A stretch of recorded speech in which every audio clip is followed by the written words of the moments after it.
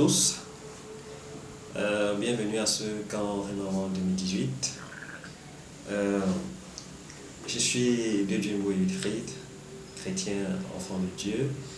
Je suis ingénieur informaticien de formation, diplômé de l'École nationale supérieure polytechnique en 2009. Et ça fait quelques années déjà que je suis dans le monde professionnel. Alors je suis entré dans le monde de l'emploi à pratiquement 21 ans et je veux au travers de cette vidéo partager avec vous ma petite expérience pour que cela puisse vous motiver, vous booster pendant que vous vous apprêtez à entrer dans le monde professionnel ou alors pendant que vous y êtes déjà depuis quelques années. Alors comme je disais, vous êtes certainement un étudiant finissant qui aspire d'ici quelques mois dans un avenir très proche entrer dans le monde professionnel et tout comme moi à l'époque vous avez plein d'ambitions, plein de choses que vous voulez faire. Vous dites certainement quand je vais arriver en entreprise, je vais prêcher l'évangile à mes collègues, je vais leur montrer comment Dieu est bon, comment Dieu les aime, je vais apporter la transformation dans mon environnement. Vous vous dites dans ce Cameroun qui se sent mal, où la corruption fait rage, je vais apporter ma pierre, je vais faire quelque chose pour qu'il y ait du changement. Et vous n'êtes peut-être pas conscient, tout à fait conscient des défis, des nouvelles réalités auxquelles vous aurez à faire face. Ou alors vous êtes peut-être un jeune professionnel qui a déjà fait 1 an, 2 ans d'entreprise et vous avez le temps de vous rendre compte que vous êtes entré dans un nouveau monde, qu'il y a de nouvelles réalités. Et au vu de ce que vous avez déjà vécu, vous commencez à vous interroger sérieusement, vous vous demandez si c'est vraiment possible d'être chrétien en entreprise et d'apporter un changement positif. Vous vous demandez comment c'est possible pour vous de concilier votre foi et votre vie professionnelle. Alors si c'est le cas, je voudrais vous rassurer en vous disant que toutes ces questions-là sont tout à fait normales et légitimes parce que moi-même je me suis posé les mêmes questions lorsque j'entrais dans le monde professionnel. Et ce que je veux vous dire, c'est que vous avez déjà toutes les ressources pour faire face à ces défis-là. Moi, lorsque je sortais de l'école, j'avais pour credo prêcher l'évangile et être excellent dans tout ce que je fais.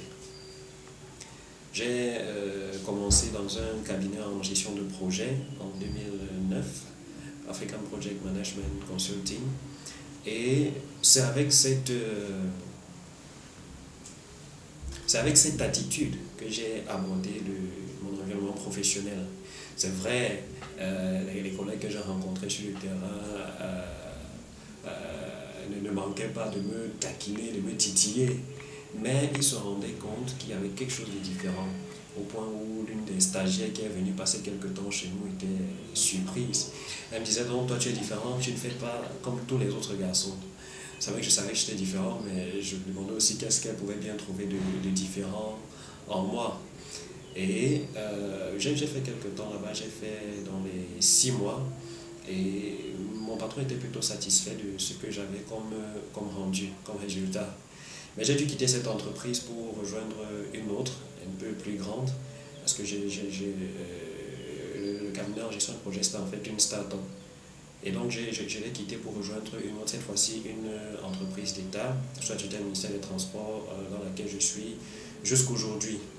Alors je suis arrivé là-bas avec le même zèle, la même passion en disant, ici aussi, il faut que mes collègues connaissent le Seigneur, il faut qu'ils réalisent combien le Seigneur les aime.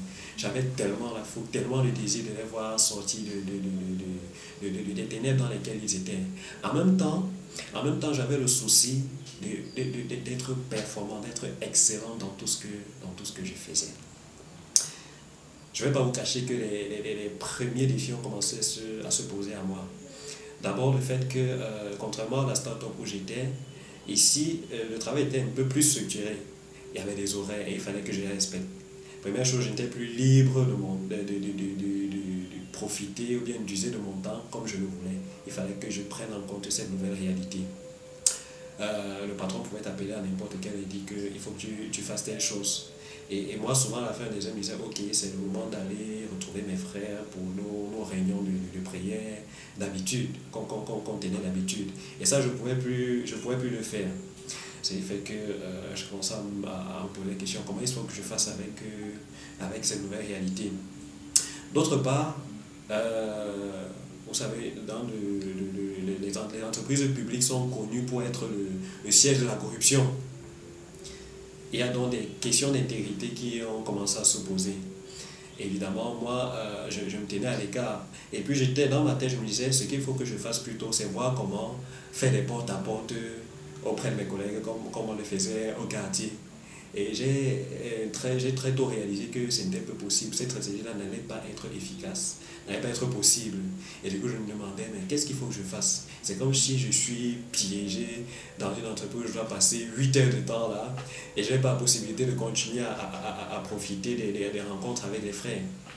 En même temps, avec la charge de travail qui augmentait, j'ai commencé à avoir des défis à avoir une communion vibrante avec le Seigneur comme d'antan. Et je vais vous dire que la frustration n'a pas tardé à venir. Et peut-être que vous aussi, qui vous apprêtez à entrer dans le monde professionnel, vous n'imaginez pas que ça va peut-être arriver. Ou vous, alors qui êtes dans le monde professionnel, vous dites, tiens, voilà quelqu'un qui est passé par quelque chose que moi je suis en train de vivre maintenant, mais comment je fais? Je vais partager avec vous quelques éléments basiques et essentiels, des choses vraiment basiques, mais qui sont capitales pour rester équilibré, pour être efficace. C'est vrai qu'il y a la pression du travail. C'est vrai que votre patron vous appelle à n'importe quel moment. Il pouvait vous retenir au bureau au-delà des heures normales. C'est vrai qu'à côté aussi, vous travaillez maintenant et vous aspirez à gagner de l'argent, à avoir un salaire pour peut-être pouvoir vous-même, mais aussi à répondre aux sollicitations des gens de votre famille. Mais au milieu de tout ça, je vous dis que c'est très facile. C'est vraiment très facile d'être tellement préoccupé par ces choses au point d'oublier l'essentiel. Prendre du temps pour communier avec votre papa. Quand ça ne va pas là-bas, je vous assure que rien ne va plus ailleurs. Donc la première chose que je vais vous encourager à faire, c'est de tout faire pour garder cette intimité avec le Seigneur. Au besoin, prenez un break. Et les congés sont indiqués pour cela. C'est vrai qu'on prend souvent les congés pour aller se réjouir. Mais les congés peuvent vous servir à vraiment rétablir cette communion-là. La deuxième chose que je vais vous encourager à faire, c'est d'avoir toujours l'attitude d'un cœur qui veut se laisser diriger par le Seigneur. C'est vraiment l'attitude d'un cœur, ce n'est pas quelque chose de carré ou d'extraordinaire, c'est une attitude constante. C'est de se laisser conduire par le Seigneur dans les moindres aspects, dans les moindres détails. Je vous assure que ces deux éléments-là, à eux seuls, si vous les pratiquez, ça va faire toute la différence. Maintenant, le reste, quand je venais en entreprise, comme je vous le disais, je disais, ok, il faut que je fasse quelque chose pour mes collègues. Et j'avais plein d'idées dans la tête. C'est quelque chose de bien. Mais je veux vous dire que c'est bien d'avoir des projets pour le Seigneur. Mais la bonne façon, c'est de laisser le Seigneur mettre ses projets dans vos cœurs et de les suivre. Sinon, vous risquez de porter de grosses charges sur vos têtes. Et puis après, vous allez dire, mais comment est-ce que j'ai fait pour arriver là-dedans? C'est-à-dire, comment je fais pour sortir de là? Alors que ce n'est pas forcément ce que le Seigneur a voulu que vous fassiez. Donc, c'est pour ça que avoir l'attitude d'un cœur qui veut toujours suivre ce que le Seigneur dit est déterminante. Maintenant, à côté de ça, on est en entreprise. On sait que quand on travaille, on sait qu'on sera payé. Et malheureusement, surtout dans notre contexte africain et camerounais en particulier, les patrons peuvent surfer dessus pour nous faire une sorte de chantage. Et on finit par oublier que c'est Dieu qui est la source. C'est Dieu qui est vraiment notre source. C'est lui qui pourvoit vraiment à nos besoins. J'en étais arrivé à un point où je me disais, moi, je veux vivre par la foi. C'est vrai que bon, quand on parle de vivre par la foi, on pense directement aux missionnaires qui n'ont pas un emploi séculier comme les nôtres. Mais je veux vous dire qu'il n'y a pas de chrétiens qui ne vivent pas par la foi. Même le travail que vous faites en entreprise, vous devez le faire par la foi. Et lorsque vous avez la conscience de cela, vous gardez à l'esprit que c'est Dieu qui pourvoit vos besoins. C'est Dieu qui est votre source. Et la rémunération que vous recevez à la fin du mois, Dieu a juste choisi l'entreprise dans laquelle vous êtes comme un canal pour pouvoir à vos besoins. Quand vous étiez chez vos parents, vos parents étaient le canal par lequel ils pouvaient avoir besoin. Mais maintenant que vous êtes en entreprise, tu as choisi ce canal-là. Alors, ce n'est pas votre patron ni votre entreprise qui est la source de vos ressources. Une autre chose, c'est quoi? C'est que lorsqu'on est dans le monde professionnel, on a le souci ou bien le désir, et c'est tout à fait naturel, tout à fait normal, d'évoluer, de grandir, de passer à des postes de responsabilité de plus en plus élevés.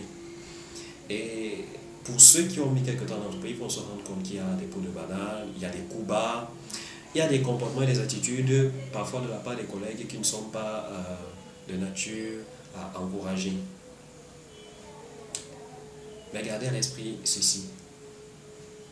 Le Seigneur est l'auteur de la promotion. C'est lui qui vous donne la promotion. Alors qu'est-ce qu'il faut faire? Il faut simplement continuer de faire excellemment ce que vous faites. Travaillez tellement bien que même si vos patrons, vos responsables ne veulent pas vous faire évoluer parce qu'ils n'aiment pas votre tête ou bien parce qu'ils ne sont pas d'accord avec votre foi, qu'ils se rendent compte que vous êtes incontournable et qu'ils ne peuvent pas faire sans vous. En ce moment-là, ce sera évident pour eux et ce sera aussi évident pour vous que c'est Dieu qui est en train de vous élever. Donc, donnez le meilleur de vous lorsque on vous confie des tâches, on vous confie des responsabilités. Vous savez, lorsqu'une entreprise recrute, elle ne s'intéresse pas particulièrement à votre bon caractère, au fait que vous soyez sociable. Pour eux, ce qui les intéresse, c'est la contribution que vous apporterez au succès de l'entreprise. Et pour ça, il faut que vous soyez en mesure de prouver, de montrer que vous êtes incontournable. Autre chose, soyez sensible aux besoins extra-professionnels de vos collègues. Vous savez, une entreprise est faite d'humains comme vous, comme moi. Ce ne sont pas des robots qui travaillent là-bas. Parfois, l'entreprise met tellement de pression sur les gens qu'on en finit par oublier qu'on a en face de nous des humains. Vous avez peut-être des gens qui travaillent en dessous de vous, ou même d'autres personnes qui travaillent au-dessus de vous. N'oubliez pas que si ces personnes n'ont pas encore le Seigneur, elles sont vraiment perdues, elles ont besoin d'être sauvées. Mais allez leur dire cache que si tu ne crois pas en Jésus, que tu vas aller en enfer, ça ne va pas beaucoup les aider. Au contraire, ça risque de les braquer. Lorsque vous êtes sensible à leurs besoins, quelqu'un peut avoir une difficulté dans sa famille ou toute autre difficulté. Lorsque vous montrez que vous vous intéressez à ces aspects-là, alors vous avez une porte ouverte pour toucher leur cœur, ou plutôt que le Seigneur touche leur cœur au travers de vous. Et pour finir, gardez le contact avec les frères. Dans la ville de Douala particulièrement, bien que nous soyons pas par des kilomètres les uns des autres, c'est très facile de passer des mois sans se voir. Mais la présence des frères, le fait de recevoir l'appel d'un frère, ou même d'appeler un frère, vous ne savez pas quel encouragement ça peut souvent procurer. Vous ne savez pas parfois de quelle situation vous pouvez délivrer un frère simplement par le fait qu'il entend de votre voix. Bon, ce sont ces quelques éléments que j'ai voulu partager avec vous pour vous encourager et vous dire vous pouvez apporter du changement d'entreprise dans ce Cameroun-ci-là. Vous n'avez peut-être pas été conscient de ces défis-là, mais je suis certain et convaincu que tout au long de ce camp-ci, vous aurez d'autres éléments qui vont vous édifier davantage sur la question. Pour finir, ce que je vous dis, c'est que n'oubliez jamais que le Seigneur vous aime. Et il continuera à vous aimer. Et surtout, le Seigneur sait aussi que vous l'aimez.